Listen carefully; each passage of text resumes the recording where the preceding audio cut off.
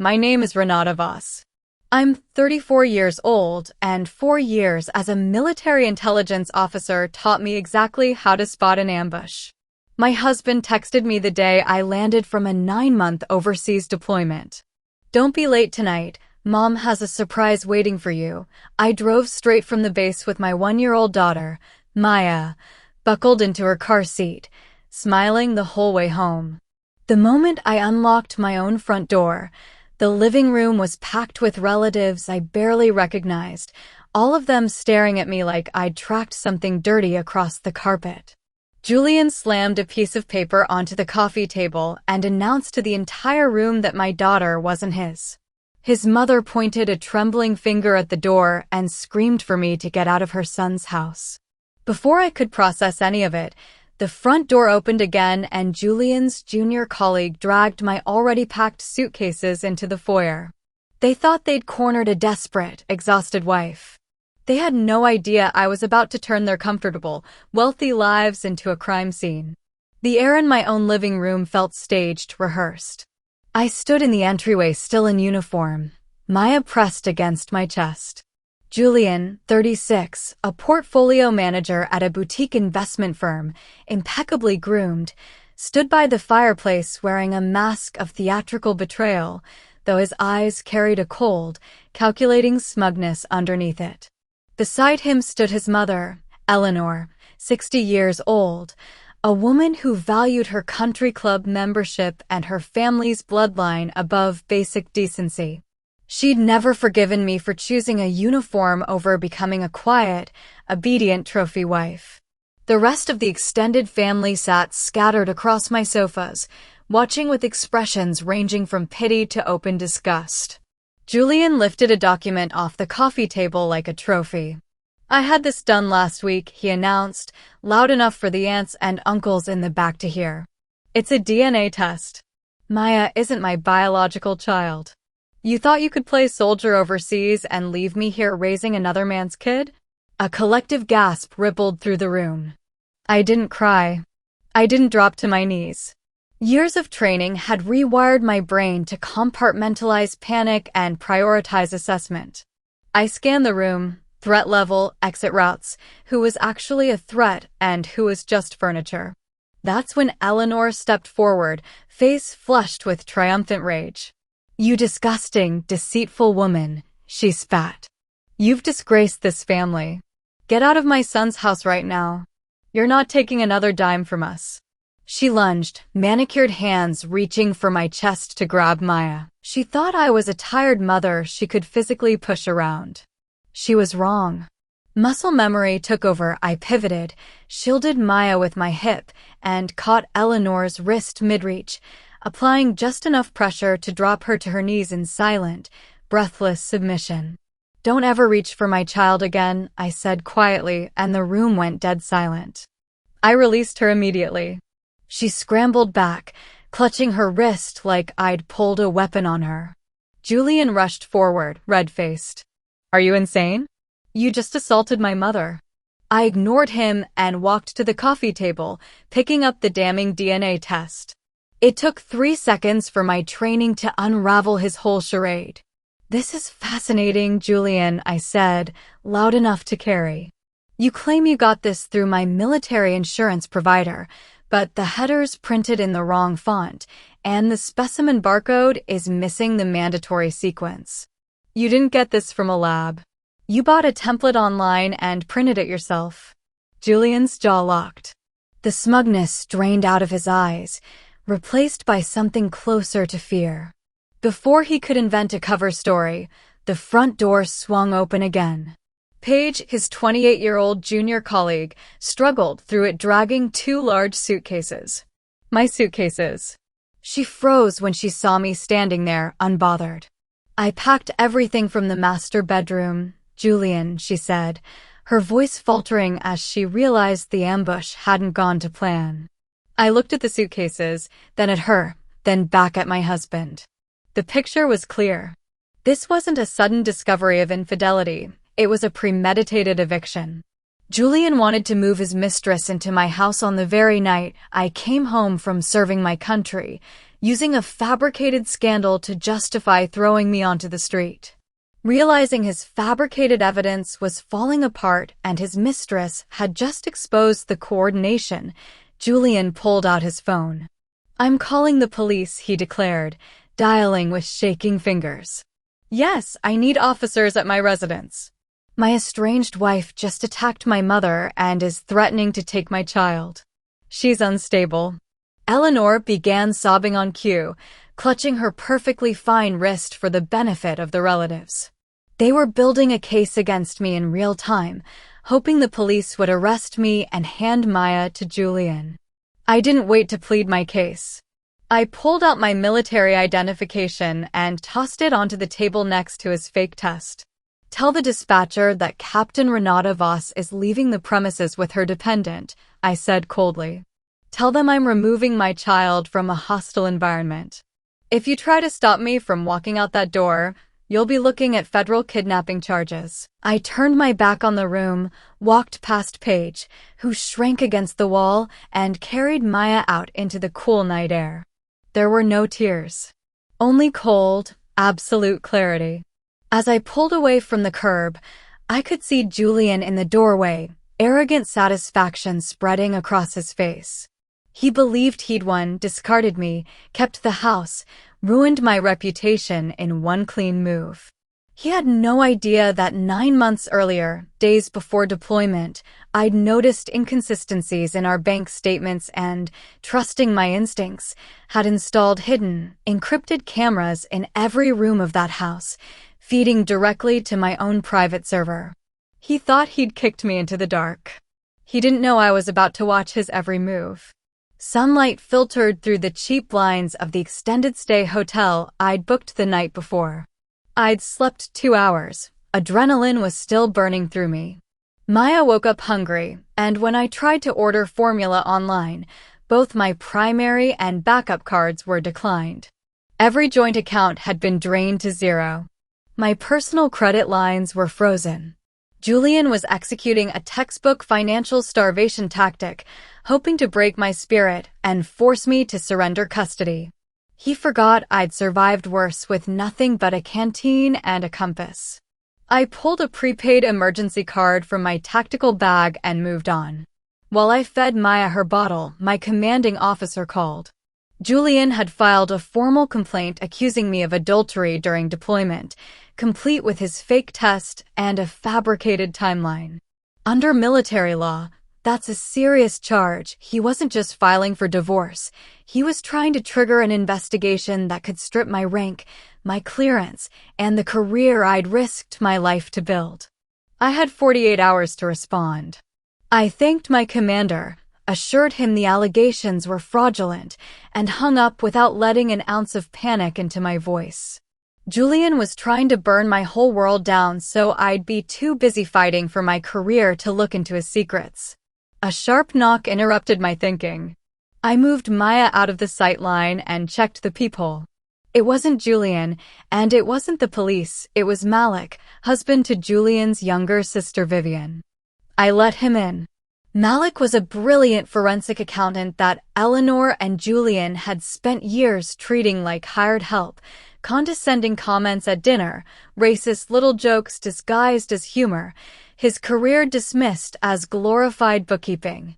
They'd clearly sent him to deliver divorce papers, assuming I'd be too broken to fight back. "I'm not signing anything today," I told him. "If Julian sent you to serve me, leave it on the counter and tell him I'll see him in court." But Malik didn't walk to the counter. He tossed a thick manila envelope onto the bed instead. "Those aren't divorce papers, Renata," he said, his voice dropping. "I despise that family more than you do. I've spent 5 years biting my tongue while they looked at me like I was something on the bottom of their shoes." Inside the envelope was a meticulously detailed financial ledger. Malik had used his firm software to dig into Julian's private offshore accounts. "He didn't kick you out because he thinks you cheated," Malik said. "He kicked you out because he's $4 million in margin debt, and he secretly remortgaged your house while you were deployed to cover his trading losses." The cheating accusation was a smokescreen for his financial ruin. But as Malik flipped to the next page, his expression turned into something colder. The debt was only the beginning. He pointed to a cluster of recurring payments, $5,000 a month, routed through 3 shell companies for the past 10 years, landing in a domestic medical account. Not blackmail, not a bookie. A private holding company that owned a men's health clinic. You only hide medical payments through shell companies if you're terrified of the diagnosis becoming public, Malik said. Especially if you're a man obsessed with his image. He pulled a printed medical summary from the envelope, a diagnosis 15 years old, in Julian's name. Severe untreated infection at age 20, resulting in complete, irreversible sterility. 0 viable sperm count. The room seemed to go airless. Julian had never fathered a child in his adult life. He'd known since college, and he'd paid a clinic a fortune to keep it permanently sealed under a non-disclosure agreement, terrified that his mother or his wealthy friends would ever learn the golden boy of the family was a dead end. My hands started to tremble, and not from fear. I thought about the months before deployment, when Julian and I had gone through IVF together so we could have a child before I shipped out. He'd played the supportive husband perfectly, held my hand in the waiting room, provided his sample, celebrated when the embryo transfer succeeded. But if he was entirely sterile, his sample would have been useless. The clinic would have called the cycle a failure. Instead, they'd told us we had a healthy, viable embryo. I had never once been unfaithful. I carried that child for 9 months. I knew, with absolute certainty, that I was her mother. But if Julian was physically incapable of fathering her, and I had used no one but that clinic to conceive her. Malik, I whispered, the horror locking into place. If Julian is sterile, whose sperm did that clinic put inside me? He stared back at me with the same dawning horror. I didn't wait for him to finish the thought. I grabbed Maya, secured her, and told Malik to keep tracking the offshore accounts while I got a federally authenticated answer to a biological question no fabricated document could fake. I drove onto the base and bypassed the civilian route entirely as a commissioned officer facing serious allegations under military law. This was no longer a domestic matter, it was an active investigation. I walked into the genetics lab and requested an expedited chain of custody paternity screening. The chief medical officer understood the gravity immediately and promised results within 48 hours. While I waited, Julian went on the offensive online, a lengthy, tearful post with a black and white photo, casting himself as the devoted father abandoned by an unhinged military wife who'd assaulted his elderly mother and kidnapped their child. The comment sections turned vicious. He was tagging veteran watchdog groups, trying to provoke a viral mob that would force my commanders into swift, punitive action, hoping I'd post something frantic that his lawyers could later use to paint me as erratic. I ordered Malik to archive everything. I posted nothing. I maintained total silence, because an enemy expecting resistance panics in a vacuum. Let him shadowbox for his audience. The court of public opinion meant nothing next to a federal judge. 2 days later, the results came back. I sat in the base medical officer's office and broke the seal on the certified report. The first line brought relief. I was, unquestionably, Maya's biological mother. But the second line stopped my breath entirely. The system had run Julian's genetic profile, already on file from his base access history, against Maya's DNA. The match wasn't 0, which would mean an anonymous donor. It was exactly 25%. Captain Voss, the medical officer said, his voice heavy. Julian is not the father of this child. A 25% overlap indicates second-degree consanguinity. Genetically speaking, your husband is this child's uncle. An uncle. Julian had only 2 siblings, his younger sister Vivian, married to Malik, and his older brother, Weston, a brilliant, charismatic architect who had died in a fiery car crash 3 years earlier, 2 full years before Maya was ever conceived. The only person with that exact genetic overlap was a ghost. Julian and Eleanor hadn't just faked a paternity test to throw me out of my own home. They'd orchestrated a disturbing, illegal medical violation to preserve their precious bloodline. And as I traced the timeline back, I knew exactly when and where they'd done it. 14 months earlier, at the fertility clinic, on the morning of the embryo creation, Eleanor had shown up unannounced, wearing a designer suit, carrying expensive coffee, insisting she'd handle the administrative details at the front desk so I could rest. I'd thought she was finally trying to bond with me. I was a fool. It wasn't kindness. It was a calculated maneuver to isolate me from the staff and seize control of the chain of custody for the biological materials. Julian knew he was sterile. Eleanor knew her golden boy was a dead end.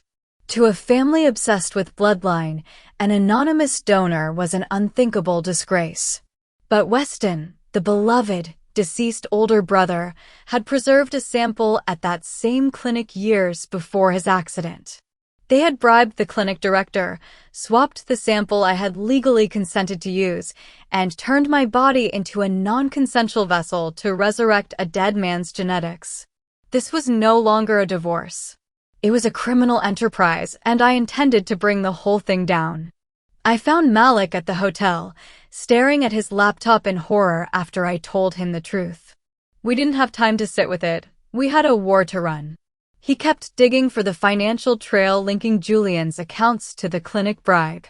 That night, my hidden camera showed Julian and Paige on my sofa, drinking a bottle of wine I'd been saving for an anniversary that would never happen, laughing over the wave of hateful comments piling up on his post.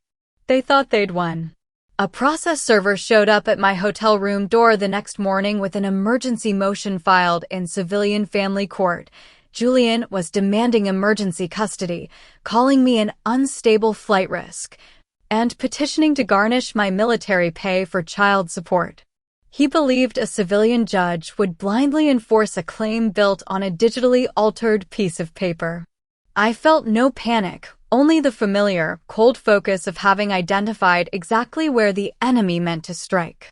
I set up my own laptop beside Malik's and reopened my hidden feeds. At 2 a.m, the mood on my sofa had changed. No more laughing, no more wine.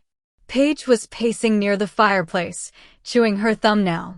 "Julian," she whispered, the audio crackling through my headphones, "are you sure the gas leak will look like an accident when she gets back from the base?" The words froze the room. My original flight home had been rescheduled, bringing me back a full day earlier than planned.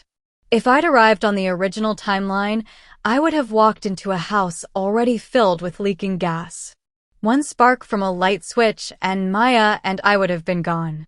Julian needed that $5 million military life insurance payout to erase his debt and fund an escape. Malik reached for his phone to call the police immediately. I stopped him. Calling now would only let Julian's lawyers spin the audio out of context. We needed him boxed in with no room left to lie, on a federal record, under oath, first. 2 days later, I sat across from Julian in a deposition room, dressed in my full-service uniform, my attorney, a ruthless former military lawyer named Callahan, beside me. Julian arrived with a slightly rumpled shirt for effect, produced tears on command, and laid out his demands for the record: full custody, the house, a cut of my pension, maximum alimony for the emotional distress I'd supposedly caused him. I let him talk for 45 uninterrupted minutes, every lie going onto the record under penalty of perjury. When he finished, his attorney asked smugly how we intended to respond to such reasonable terms. Callahan said nothing about the fake DNA test, the clinic, or the murder plot. He simply nodded to me. I slid a single folded page across the table and asked Julian to explain, for the record, a $2.5 million wire transfer from his client escrow account, routed into an offshore account registered entirely to Paige. The color drained from Julian's face. His own attorney stopped taking notes and turned to stare at his client in open shock. Clearly Julian had hidden his embezzlement from his own lawyer too. Julian stammered something about a complex investment strategy. I told him we'd happily let federal regulators determine the legality of that. His attorney ordered him to stop talking and called an immediate recess. As they scrambled to leave, I walked over and leaned close to Julian's ear so only he could hear. I know about the clinic bribe. I know about Weston. Checkmate is coming. Then I walked out. Driving back through Denver's afternoon drizzle, I felt, for the first time since coming home, that I was fully in control. I was wrong. The steep hill leading into the 4-lane intersection ended in a red light, cars already stopped below. I hit the brakes. Nothing. No resistance, no pressure, just empty space. The SUV kept picking up speed with Maya in the back seat. I didn't scream or freeze. Training took over. I downshifted hard, feathered the emergency brake to avoid a spin, scanned for a barrier, and steered the car into a steel guardrail, letting the friction of tearing metal absorb the momentum instead of the line of stopped traffic ahead. The car ground to a smoking halt 50 feet short of the intersection. Maya was shaken but unharmed, her car seat having done its job. Because I was active duty, the vehicle was towed to a government-cleared garage rather than a civilian lot. The mechanic showed me the brake lines under a flashlight not worn through, but cleanly, deliberately cut, engineered to fail slowly enough that the fluid would drain out only after I'd been driving for a while. Then he held up an evidence bag with a small magnetic tracker pulled from my wheel well. Somebody had wanted to know exactly where I was driving and had wanted to make sure I never arrived. The gas leak hadn't been an isolated, panicked idea. This was an active, ongoing attempt on my life, and I intended to make sure it was their last. Back at the hotel, soaked and rattled, I told Malik everything. He was a man who audited spreadsheets for a living. He wasn't built for men who hired mechanics to sever brake lines. Before either of us could process it, someone pounded on the door. It was Vivian, Malik's wife, tracking his phone, furious that he was helping me instead of standing by her family. She hadn't heard the truth yet. Malik handed her a stack of documents he'd pulled off Julian's cloud backup, a private group chat between Julian and Eleanor, full of the casual cruelty and slurs they used about her own husband behind closed doors, and, worse, a plan to quietly restructure the family trust to drain Vivian's share and cover Julian's gambling losses, banking on her being too naive to notice. The color left her face. She wasn't their beloved daughter. She was a piggy bank they planned to smash open to save their golden boy. She dropped the papers, looked at sleeping Maya, and understood exactly what her brother had been willing to do. Then she reached into her bag and handed me a master key card to Julian's office, the one he'd given her for emergencies. Take him down. That night, Malik and I used the card to slip into the firm's headquarters after hours, working our way to Julian's private vault behind a painting in his office. Inside, we found the physical receipt for the fake DNA test, printed at a strip mall shop and billed as a marketing expense. We found bank withdrawal slips totaling the exact bribe paid to the clinic director, along with a signed non-disclosure agreement. And at the bottom of the vault, sealed in black, was a fully executed life insurance policy on me, taken out 3 weeks before my return, $5 million, with a rider specifically covering accidental death by residential gas hazard. Just as we finished photographing it, the lights snapped on. Julian stood in the doorway flanked by 2 private security contractors, smug and certain he'd caught us committing burglary. He threatened to have us arrested for corporate espionage. I calmly informed him that this facility handled government contractor portfolios, which meant an after-hours breach flagged by a military intelligence officer didn't summon the local police, it summoned federal agents. I'd flagged it 12 minutes earlier. Right on cue, sirens rolled in below, not city cruisers, but federal tactical vehicles. Agents stormed the office, arrested the security contractors for interference, and served Julian with an SEC search and seizure warrant on the spot. He never saw it coming because he still thought this was a fight he could win with money and bravado. Instead of lying low after his firm was raided, the Kessler family doubled down Eleanor through her annual charity gala, intending to parade Julian and Paige as tragic victims of a jealous, unhinged military wife. I walked in wearing my dress uniform, medals aligned, and made straight for Eleanor's circle of wealthy investors, the very people whose portfolios Julian had drained. In under a minute, I calmly informed them about the margin call he defaulted on and the money funneled through his mistress's name. They didn't wait to hear Eleanor's rebuttal. They left to call their own attorneys. Furious, Eleanor dragged me into a coat room and, cornered and unraveling, screamed the confession I needed, that Weston sample had been used because he was brilliant and perfect, and I was just an incubator for the family's bloodline. I tapped the metal on my chest, under which a federal-grade recorder had been running the entire time. Thank you for your candor. The FBI is going to love hearing that. The custody hearing that followed was a media circus.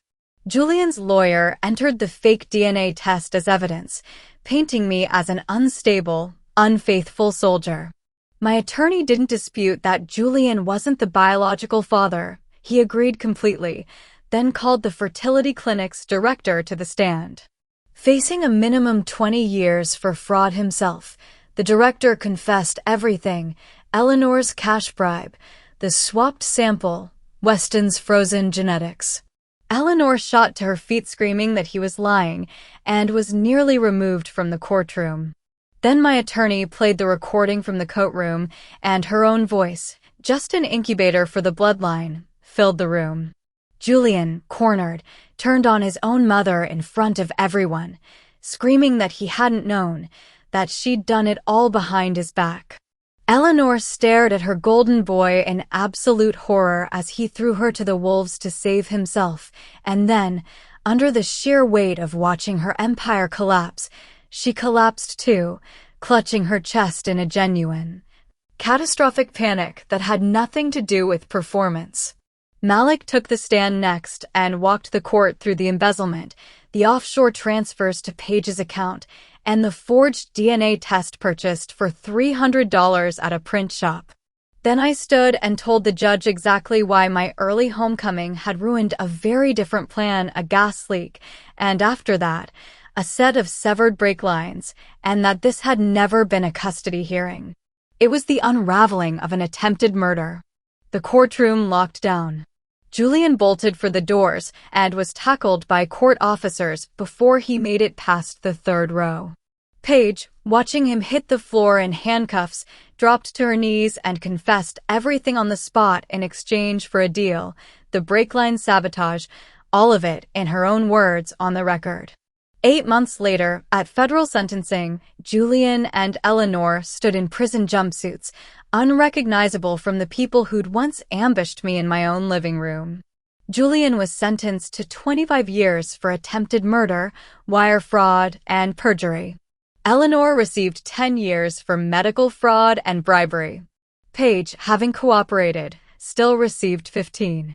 The federal government liquidated the entire Kessler estate, the mansion, the cars, the offshore accounts, to repay the investors Julian had defrauded, with the remainder going toward the civil judgment my attorneys had filed on my behalf. I didn't spend a cent of it on anything extravagant.